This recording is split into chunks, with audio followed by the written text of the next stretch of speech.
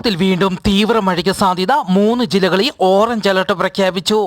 തെക്കു പടിഞ്ഞാറൻ ബംഗാൾ ഉൾക്കടലിനും തെക്കുകിഴക്കൻ ബംഗാൾ ഉൾക്കടലിനും മുകളിലായി ശക്തി കൂടിയ ന്യൂനമർദ്ദം സ്ഥിതി ചെയ്യുന്നു.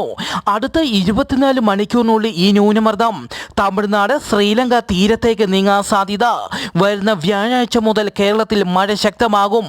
വരുന്ന വ്യാഴാഴ്ച ഇടുക്കി, എറണാകുളം, തൃശൂർ ജില്ലകളിൽ ഓറഞ്ച് അലർട്ടും പത്തനംതിട്ട, കോട്ടയം, പാലക്കാട്, മലപ്പുറം, കോഴിക്കോട്, വയനാട് ജില്ലകളിൽ യെല്ലോ അലർട്ടും പ്രഖ്യാപിച്ചു.